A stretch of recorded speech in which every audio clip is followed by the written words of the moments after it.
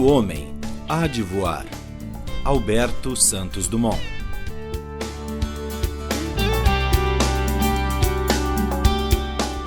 Bom, a história da indústria aeronáutica do país começou com a iniciativa de Santos Dumont. Quer dizer, não quer dizer que isso seja ligado à história da indústria aeronáutica mundial, mas o Santos Dumont, no começo da década, no começo do século passado, ele, lá pelos anos, fim dos anos 1890, ano de 1900, ele se deslocou a Paris para levar para frente os seus pensamentos a respeito do que ele chamava de dirigibilidade aérea e de possibilidade de voos, né?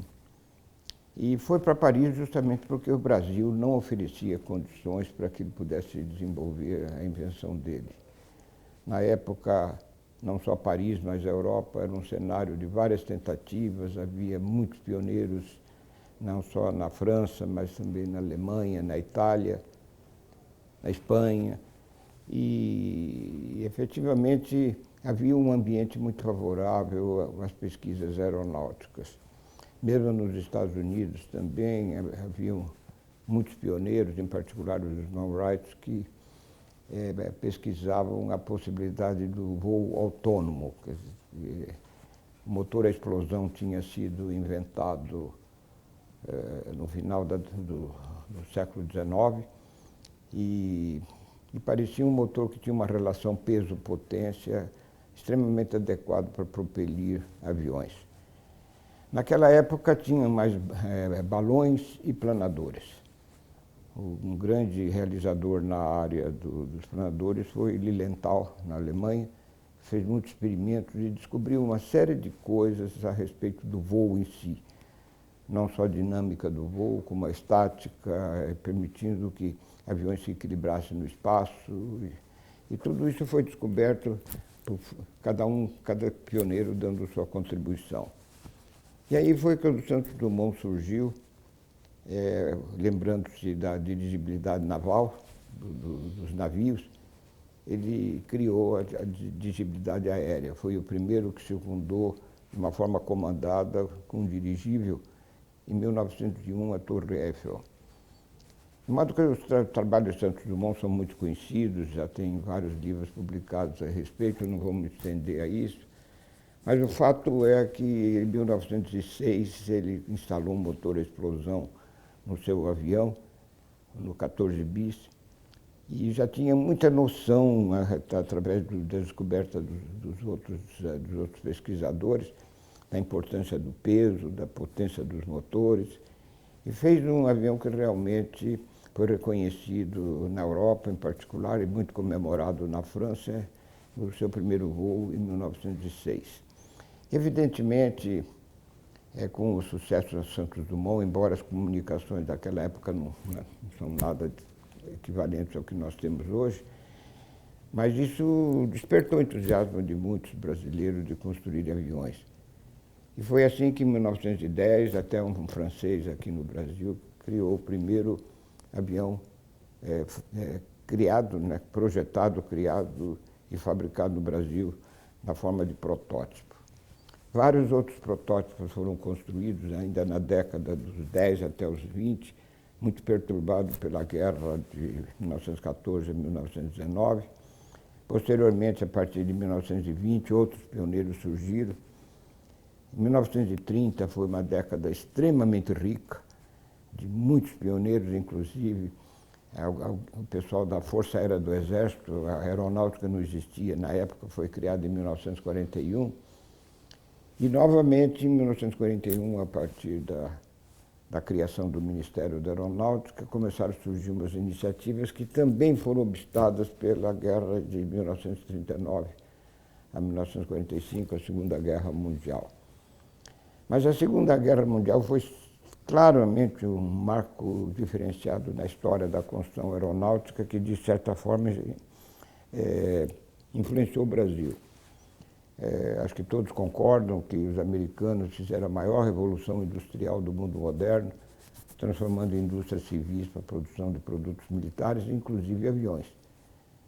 E foi pouquinho antes da Segunda Guerra Mundial que foi criado o famoso DC-3, que, afinal, depois do término da Segunda Guerra, dominou intensamente o tráfego aéreo mundial. E muitas tentativas surgiram nesse espaço de tempo.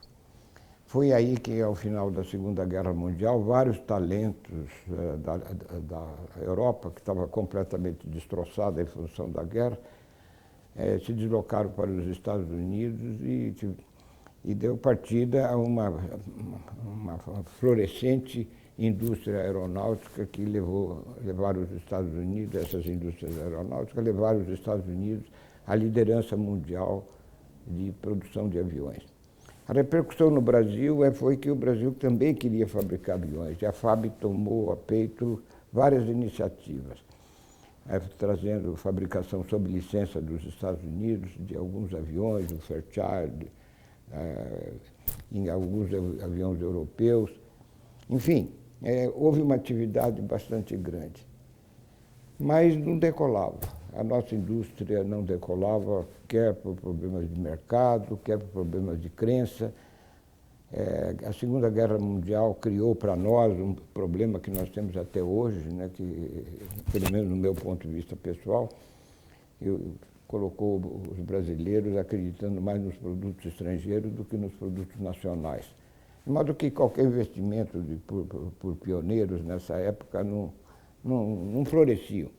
Exceto alguns, em particular um aqui em São Paulo, da Companhia Aeronáutica Paulista, sob o comando do jornalista Assis Chateaubriand, que acabou criando o Paulistinha, que foi um marco na produção brasileira. Mais de 1000 Paulistinhas foram fabricados entre a produção da Companhia Aeronáutica Paulista, que foi criada pelo Assis Chateaubriand e com outros participantes, e, posteriormente, pela Neiva, que aperfeiçoou o Paulistinha e acabou dominando. Foi o avião que realmente dominou o treinamento de pilotos civis através dos aeroclubes, que se expandiram bastante depois da Segunda Guerra Mundial. Mas aí houve uma linha realmente de rompimento em relação ao passado, quando o brigadeiro Casimiro Montenegro Filho, da Aeronáutica, ele era coronel nessa época, em 1945, 46, ele disse uma expressão que mudou o cenário da indústria aeronáutica. Ele disse que o Brasil somente fabricaria aviões se fabricasse antes engenheiros e técnicos. Quer dizer, dizendo, não, sem os recursos humanos necessários de engenharia, de tudo que fosse necessário, não haveria possibilidade de desenvolver a indústria. E foi então que ele lutou bastante e, em 1950, conseguiu que a FAB criasse o ITA. E com a criação do ITA, um novo cenário surgiu. A partir da formação da primeira turma do ITA, em 1954, muitos itianos começaram a empreender na direção de fabricação de aviões no Brasil. Mas uma coisa curiosa eu diria, entre 1954 e mais tarde, mesmo na década dos 60, o que nós notávamos era que o avião no Brasil, pelo menos dos empreendedores brasileiros, tinha mais uma característica de fabricar um protótipo, de ter um avião voando, dizendo, eu realizei um avião. As notícias de jornais eram mais ou menos comuns, dizer, o Brasil já fabrica aviões, então apresentava um protótipo e coisa dessa natureza. E isso foi caminhando ao longo das décadas de 50, várias companhias foram criadas por inspiração desses itianos, eu poderia dizer vários em São José, como a Aerotec, posteriormente a Neiva, que se estabeleceu em São José dos Campos, no Rio tinha a Vitec, surgiu no Rio Grande do Sul a Aerotec, a Aeromote, e assim por diante. Vários pioneiros e de engenheiros do ITA começaram a fabricar aviões, mas sempre na ideia dos brasileiros, de um modo geral, que prevalece sob certa forma até hoje, de ter um grande receio de saltar para o mercado internacional. Então fabricava acreditando no potencial do mercado interno brasileiro, sempre pensavam em produzir um avião dentro das nossas fronteiras. E esses empreendimentos, alguns vingaram, a Navy é um belo exemplo nessa direção. Depois, a fabricação do Paulistinha fez o Regente foi comprado inclusive pela FAB, foram vendidos alguns para o setor privado. Posteriormente, a FAB contratou a Neiva para fazer o Universal, que foi um avião de treinamento que acabou na academia. E a Neiva liderou esse processo, eu diria, a partir de 55, 56, e foi até 64, 65, quando, em 1965, já estavam lançando até outros tipos de avião. E nesse cenário todo, aí surgiu realmente o nosso grupo em particular, que eu tive a oportunidade de liderar, e lá no Departamento de Aeronaves do antigo Instituto de Pesquisas e Desenvolvimento do Centro Técnico Aeroespacial, que foi criado pelo Montenegro como instituição de pesquisa ao lado do ITA, foi quando realmente nós resolvemos colocar um profissionalismo e uma dimensão bem diferente em relação ao passado. E foi aí que nós orientamos, eu tive a oportunidade de liderar uma pequena equipe, de tentar buscar um avião que pudesse preencher uma necessidade não coberta pela produção mundial. Era uma proposição considerada extraordinariamente difícil na época, porque na década de 60, a Cessna já dominava o mercado mundial da aviação leve, fabricava 7.000 aviões por ano, e nós dizíamos que para poder nos igualarmos à Cessna, tínhamos que percorrer o caminho que a Cessna tinha percorrido no passado e depois ainda vencê-la na competição futura. E, evidentemente, não era uma proposição fácil, o que criou uma dificuldade muito grande no processo que nos levou até a criação da Embraer. E foi com essa estratégia básica de criar uma espécie de transporte aéreo regional que não existia no mundo, é que nós lançamos a Embraer, e a Embraer teve sucesso porque ocupou um mercado que ninguém acreditava.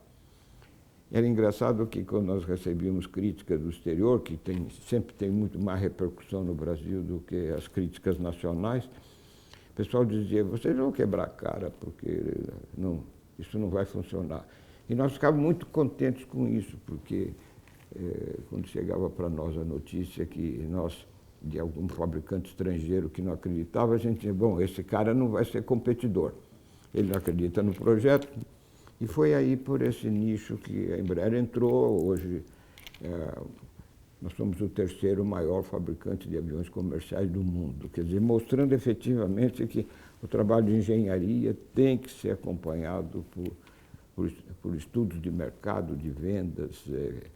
E todas essas iniciativas, quando você chega a conversar com as pessoas que estão produzindo avião, quando você começa a perguntar para quem você vai vender, normalmente as pessoas já começam a gaguejar. Muito diferente dos Estados Unidos, que eles lá fazem coisa realmente para vender e vender para o mundo. E aí, com um bocado de coragem, fizemos uma proposta para o governo de criar uma sociedade de economia mista nos moldes da Petrobras. O governo rejeitou na hora. O governo da época falou negativo, não é vocação do governo fazer aviões, a gente concorda com isso, mas vocês têm que buscar realmente um investidor privado. E não conseguimos esse investidor privado. E foi aí que o governo editou uma nova lei que reestruturava a sociedade de economia mista e, até por uma coincidência, nós tivemos a oportunidade de encontrar o presidente da República, que era o presidente Costa e Silva, e falar com ele pessoalmente. E o presidente achou que valeria a pena dar uma chance mexendo na estratégia governamental de autorizar a criação de uma sociedade de economia mista com um funding, quer dizer, com capital inicial do governo. Isso ocorreu no final de 1969 e a partir de 2 de janeiro de 1970 a Embraer emergiu como fabricante de avião. A FAB ajudou enormemente com uma encomenda inicial de 80 bandeirantes e depois ainda tinha uma necessidade de um avião de treinamento a jato para apoiar o novo esquadrão de defesa aérea que tinha sido criado. E esse avião a jato, nós conseguimos convencer a FAB de comprar esse avião a jato da Embraer. E foi uma operação de absoluta confiança da FAB na equipe que estava emergindo do CTA. Porque a FAB comprou mais de 200 aviões, inclusive Bandeirante, mais o novo jato, que acabou sendo feito sob licença italiana, e saiu daí o Chavante, de uma companhia que tinha 5 meses de idade e nunca tinha entregue um avião na vida. Quer dizer, mostrando efetivamente que o pioneirismo governamental, somado com os esforços de uma empresa, podem dar resultados extremamente positivos. 3 anos de duro trabalho. Chegou, enfim, o grande dia.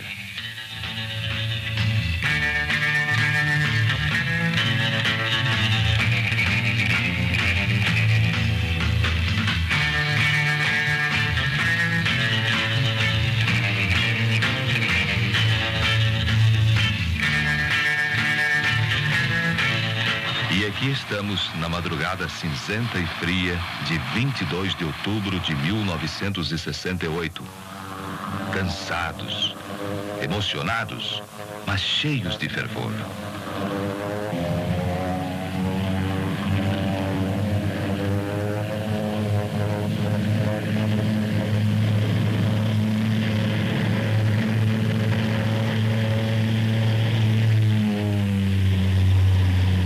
Três anos que valeram a pena.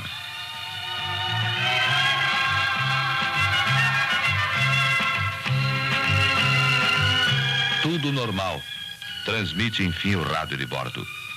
Era a missão cumprida. A esperança materializada. O ponto de partida.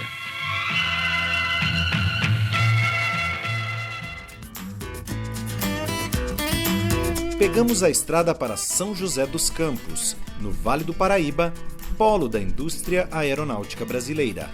Nosso objetivo é resgatar imagens dessa história no Memorial Aeroespacial Brasileiro e no Centro Histórico da Embraer, onde conversamos com um dos pioneiros da empresa, o engenheiro Paulo Lourenção. O primeiro avião da Embraer que eu me envolvi, ainda como estagiário, foi esse aqui, foi o Xingu, que foi na verdade é uma versão melhorada do Bandeirante, né? Para atender a aviação executiva. Quase ninguém fala que a gente tinha avião executivo na década de 70, mas a gente tinha, que é o Xingu, certo? Eu participei, na verdade, nessa época era estagiário no CTA, no túnel de vento, e eu participei dos ensaios dele, foi muito legal participar para ver o Xingu. E nesse avião especificamente, o ZXI, eu voei várias vezes com o Osiris, quando ele era presidente da Embraer, nas reuniões que a gente ia lá em Brasília para a privatização da Embraer. Na verdade, eu ia no CNPq porque eu trabalhava com bolsas para pessoas da Embraer que queriam se capacitar, mas foi uma época legal. Então, esse foi o primeiro avião da Embraer que eu trabalhei, na década de 70. E se você perguntar o que caracteriza para mim a década de 70, é a gente começar a consolidar a empresa aeronáutica do Brasil, porque o CTA foi criado em 46, o ITA em 49, para desenvolver a capacidade de projetar e fabricar aviões no Brasil. E a Embraer foi um resultado, né, desse investimento. Quer dizer, 20 anos depois de estar capacitando engenheiros e técnicos, aparece a Embraer e a gente começa a se consolidar no mercado, fabricando o Bandeirante, que era um avião de transporte commuter, né, regional, e montando os Chavantes sob licença, que a gente tinha um contrato para montar os Chavantes sob licença. Aí a gente vai para... Eu comecei a trabalhar, então, como engenheiro em 78, e os primeiros ensaios que eu me envolvi com aviões da Embraer foram do Brasília. O Brasília é um avião pressurizado para 30 passageiros, do mesmo nível de certificação do 737, do A320, e eu fui uma das pessoas que trabalhou no ensaio das asas e da cauda dele. É interessante porque outro dia estava vendo um programa, tem um surfista famoso agora que estava falando, puxa, voei num teco-teco. Eu fiquei extremamente ofendido. O cara chamar o Brasília de teco-teco. E o Brasília começou a ser fabricado em 85, né, e teve um sucesso enorme. O último avião que eu trabalhei no CTA em teste de túnel foi o Tucano.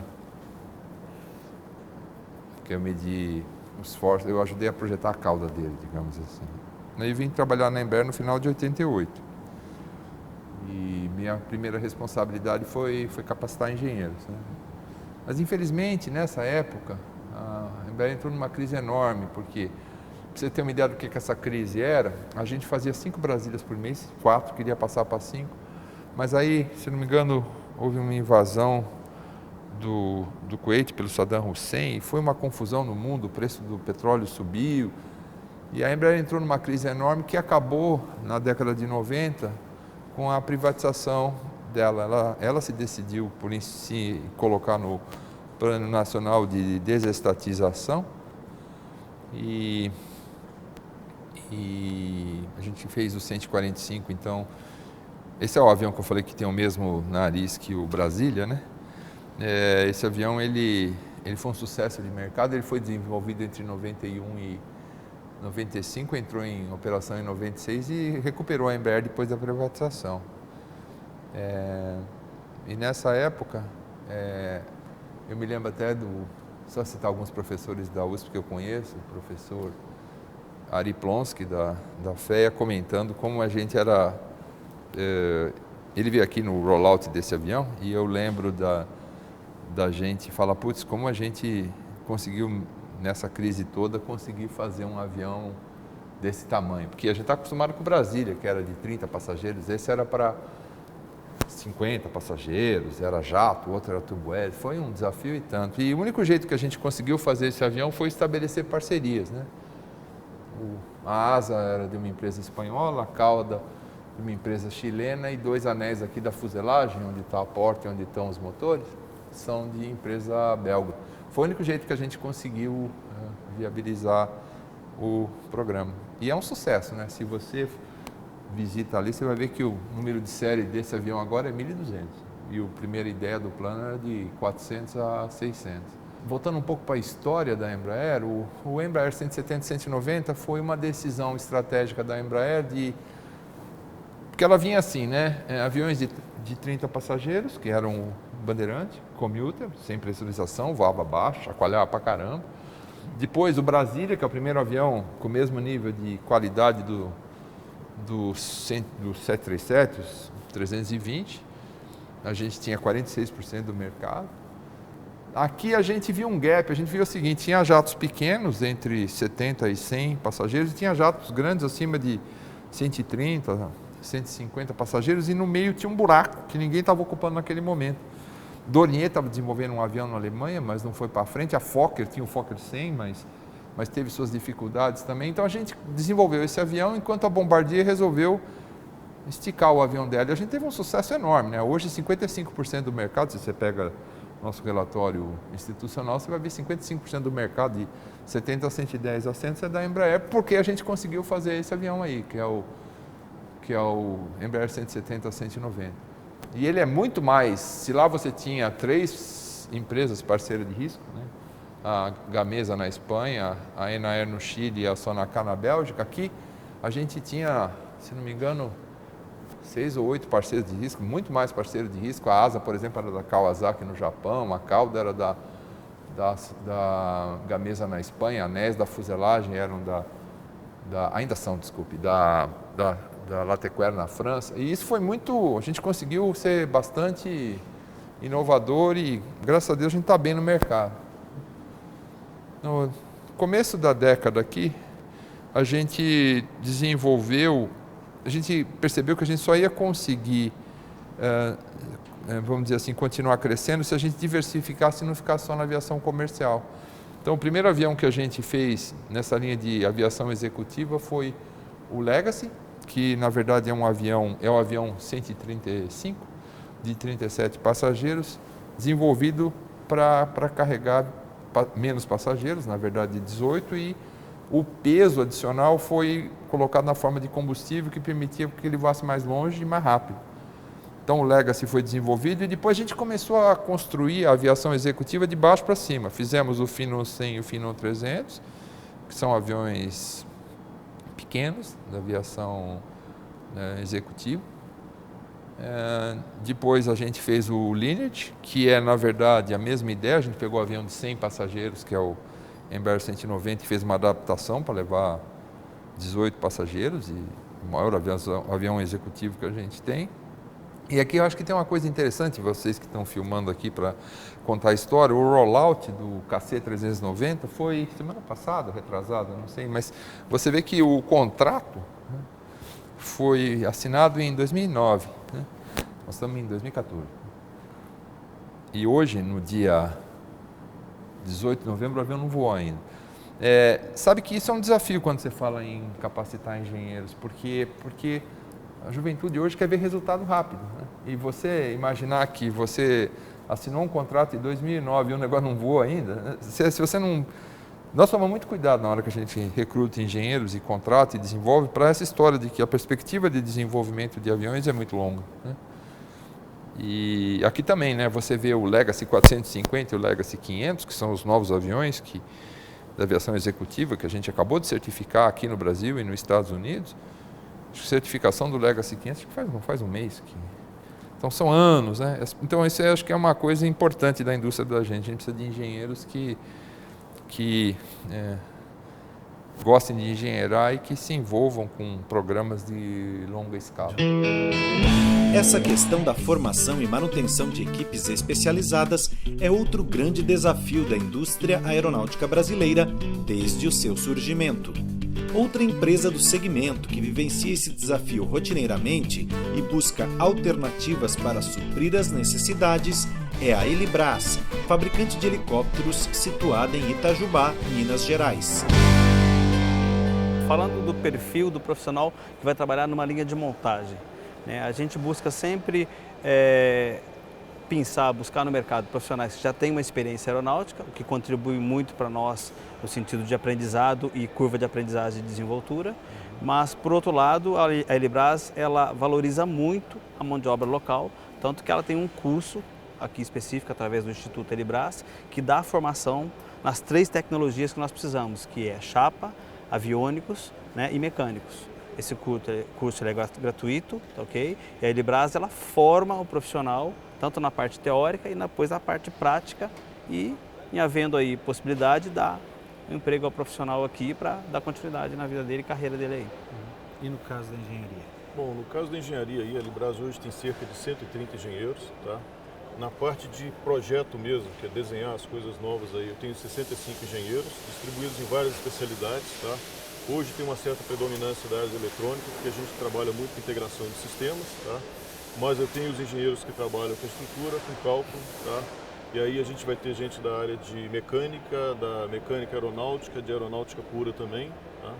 E já que isso aqui é uma fábrica completa, eu tenho além da engenharia pura aí, do projeto, eu tenho os engenheiros que trabalham no controle de produção, na engenharia de produção também, que às vezes o pessoal chama de métodos e processos, tá? E depois na manutenção, tá?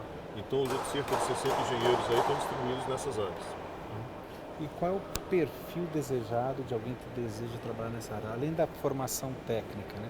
O que se espera de um profissional que deseja investir sua carreira? Vou começar pelo mais importante aí. A aviação não tem meio termo, tá? O perfil do cara tem de começar pelo brilho no olho. O cara tem que gostar profundamente de aviação, tá? Porque, bom, não tem nada na vida que é fácil, mas a aviação também tem muita dificuldade e muita responsabilidade. Então o cara realmente tem que gostar do que faz, tá? É a coisa mais importante aí. Depois você tem que ter uma boa base teórica, tá? Tem que ter um bom curso aí, procurar especializar um pouco, tá? Não adianta ser aquele aluno medíocre, sair da escola só com o mínimo necessário. Exatamente. Outra coisa importante, a gente sempre fala também, língua, tá? Hoje saber inglês é obrigação, não diferencia mais o currículo de ninguém. O cara tem que procurar conhecer outras línguas também, tá? E depois dar uma volta aí, fazer estágio em várias empresas. O Brasil hoje está oferecendo muita oportunidade de formação no exterior também, tá? Então eu aconselho o pessoal a procurar um duplo diploma, tá?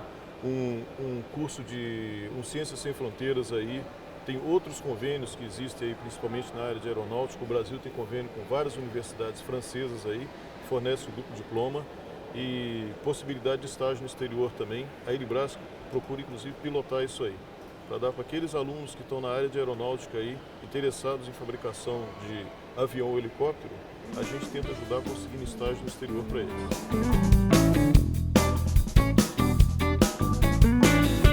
Frente a essas perspectivas e desafios, para onde caminha a nossa indústria aeronáutica? Voltamos a palavra aos nossos convidados. O Brasil tem uma das maiores frotas de aeronaves do mundo, tá? Não sei se é a segunda ou a terceira frota. A maior é os Estados Unidos, a Europa como um todo, tá? E o Brasil é a segunda porque é um país continente, tá? Você precisa do transporte aéreo, tanto como comercial de grandes empresas, até como táxi aéreo, que é uma pequena aeronave que carrega 4 a 6 pessoas, tá? E essa parte de 2, 4, 6 pessoas é que está uma deficiência muito grande no Brasil, que seria o tipo de aeronave que estaria ligando pequenas cidades em lugares mais remotos, ou até mesmo aqui num estado mais servido de rodovias, né? Cargas perecíveis, cargas, por exemplo, transplante de órgãos.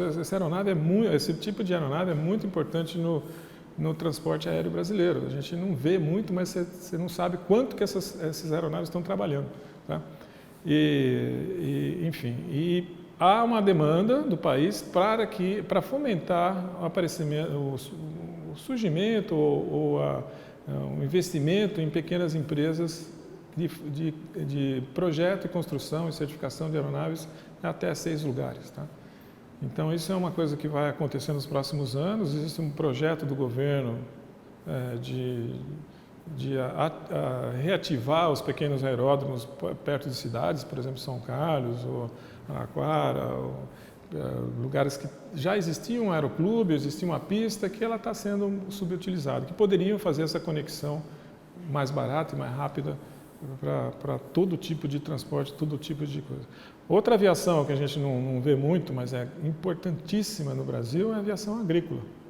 No Brasil, ele sobrevive às crises, custa muito por causa da produção agrícola, tá? Essa é uma realidade? E a gente precisa preservar isso, né? E a aviação agrícola tem uma importância fundamental na produção de grãos, etc., porque é ela que mantém as pragas, a fertilização, etc., sob controle, com eficiência e aumenta a produtividade. Então a frota de aviação agrícola no Brasil é imensa, tá?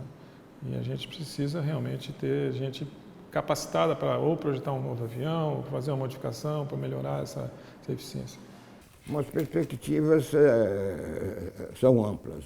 Nós sabemos perfeitamente que a mobilidade entrou no mundo para valer e todo mundo quer voar. O ano passado, as organizações internacionais disseram que mais de 3 bilhões de passageiros voaram o ano passado. 3 bilhões da metade da população da Terra. Quer dizer, portanto, nós podemos colocar que nós estamos numa área de mercado extremamente promissora. Agora, o que nós não podemos nos esquecer é que nós temos que também inovar em relação ao mundo. Nós vemos países como o caso da Coreia do Sul, para pegar um exemplo. A Coreia do Sul, em certos segmentos industriais, avançou extraordinariamente e ocupou o mundo. Um deles, sem dúvida nenhuma, é a eletrônica. Hoje a Samsung é a maior companhia de eletrônica do mundo. E nós temos que fazer a mesma coisa, nós temos que inovar. Então, nós temos que olhar os aviões convencionais que estão voando hoje. Existe alternativa para nós avançarmos em cima das inovações que têm que ser colocadas nos aviões? Existem.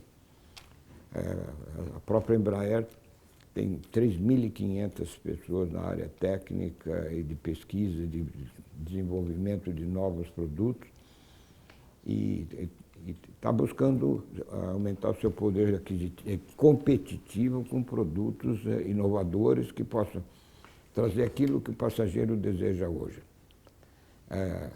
Flexibilidade e passagem barata. Portanto, nós temos que trabalhar claramente hoje em aviões que por custos menores. Evidentemente, tem alguns outros desafios que nós sabemos que existem. Por exemplo, velocidade. Os aviões hoje, por força do motor a jato, eles estão chegando perto. Eles voam em torno de todos 900 km por hora. Ainda não se pensou em velocidade superior. O passageiro quer velocidade superior a 900 km por hora, embora já seja uma senhora velocidade. Então, nós temos que olhar esses fatores todos, examinar tudo isso, dizer, se nós temos uma indústria competitiva, nós temos que entrar nessa direção de fazer produtos competitivos. Mas não só o avião. Persistência e criatividade. Duas palavras que resumem muito bem a história de nossa indústria aeronáutica. Atrás de novas alternativas para vencer os obstáculos de um país com dimensões continentais, empresas e profissionais se debruçam sobre suas pranchetas de projeto. Depois de Itajubá, fomos até a cidade de São Carlos, no interior de São Paulo, para conhecer um paradoxo. Um velho conhecido da indústria aeronáutica, já esquecido há quase um século, pode retornar com força e tornar-se uma alternativa eficiente e econômica no transporte de cargas. Como é que nasceu a ideia de fabricar dirigíveis no Brasil? Essa ideia ela foi nucleada no Exército, dentro do Exército Brasileiro, e tentando atrair empresas que tinham algum interesse econômico nisso, né? E daí nessa que entrou as empresas Bertolini e o grupo Ingevix, que são hoje os nossos atuais investidores. E aí a gente conseguiu um funding junto ao BNDES, outras parceiras como a Eletronorte, por exemplo, também apoiam a iniciativa. E hoje a gente já tem um funding robusto assim, para iniciar o projeto, rumo ao dirigível de transporte de carga. Esse primeiro dirigível visando 30 toneladas de carga paga e, enfim, inovando, na verdade, o transporte aeronacional, que hoje utiliza apenas as aeronaves de asa fixa, né, os aviões e os helicópteros. Nós temos falta de infraestrutura em quase todos os modais. Poucos aeroportos, poucos portos e alguns muito lentos, inclusive, para dar a performance necessária. Rodovias e ferrovias em mau estado e não atendendo à Interlândia brasileira. Quando nós fizemos essa análise, decidimos procurar no mundo, então, uma alternativa de transporte e fomos visitar 6 países, especialmente aqueles com mais dificuldade de infraestrutura, notadamente a Rússia, a China, a Austrália e o centro-africano, e concluímos que uma tecnologia já usada no passado, a do mais leve que o ar, mais especificamente o dirigível, teria condições de ser reeditada, para não dizer ressuscitada, porque dava-se quase que como morta essa tecnologia. Mas se no passado permitiam fazer viagens intercontinentais, levando hotéis, com os produtos existentes hoje no mercado, seria muito mais viável reeditar o projeto para aquilo que nos interessa, que é o transporte de cargas da região amazônica.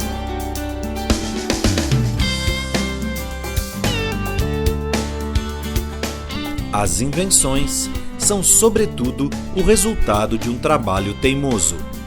Alberto Santos Dumont.